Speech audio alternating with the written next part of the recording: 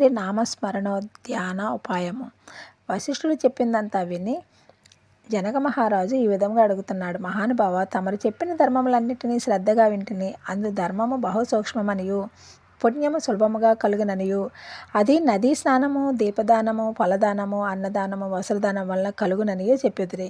ఇట్లా స్వల్ప ధర్మముల చేతనే మోక్షము లభించుచుండగా వేదోక్తముగా యజ్ఞ యాగాదులు చేసిన గాని పాపములు పోవని మీ వంటి మునిశ్రేష్ఠులే చెప్పుచున్నారు కదా. మరి తమరు ఇది సూక్ష్మములో మోక్షముగా కనబరుచినందుకు నాకు అమిత ఆశ్చర్యము కలుగుచున్నది.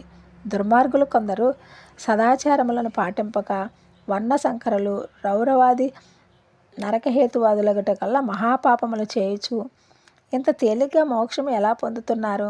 వజ్రపు కొండను గోటితో పెకిలించుట వంటిది. కావున దీని మర్మము విడమర్చి విపులీకరించి చెప్పండి అని ప్రార్థించాను. అంత వశిష్ఠులు వారి చిరునవ్వి నవ్వి, జనక మహారాజా, నువ్వు వేసిన ప్రశ్న మంచిదే. నేను వేదాంగములు కూడా పఠించితిని. వానిలో కూడా సూక్ష్మ మార్గములున్నవి. అవి ఏమనగా స్వాతిక, రాజస, తామరసములు అని ధర్మము 3 రకములు. సాత్వికమనగా దేశకాల పాత్రలు 3ను సమకూడిన సమయమున సాత్వికమును గుణము జనించి ఫలమంతయు పరమేశ్వరార్చితనకు గావించి మనోవాక్యాయ కర్మల చేను నర్చిన ధర్మము. ఆ ధర్మమందు ఎంతయో అత్యధిక కలదు. ఆ ధర్మము అధర్మము కన్నా ఎంతో అత్యధిక కలుగుతుంది.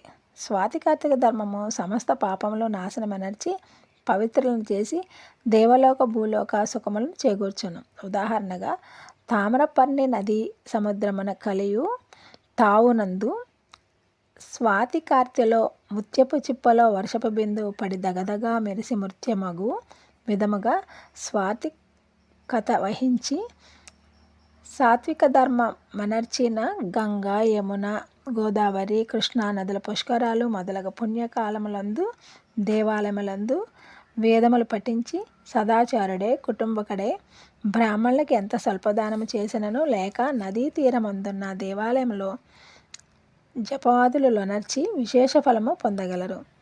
రాజస ధర్మములనగా ఫలాపేక్ష కలిగి శ్లోకోక్త విధులను విడిచి చేసిన ధర్మము. ఆ ధర్మము పునర్జన్మ హేతువై కష్టసుఖములు కలిగి ఉండును. తామస ధర్మం అనగా సోక్త విధులను విడిచి దేశ కాల పాత్రల సమకూడని సమయమున డాంబికాచరణార్థము చేయు ధర్మము. అధర్మము ఫలము నీయదు. దేశకాల పాత్రలు సమకూడినప్పుడు తెలిసి కానీ తెలియక కానీ ఏ స్వల్పం ధర్మము చేసినా గొప్ప ఫలమునిచ్చును. అనగా పెద్ద కట్టెల కుట్ట చిన్న అగ్నికణములలో భస్మగుచున్నట్లు శ్రీమన్నారాయణ నామమును తెలిసి కానీ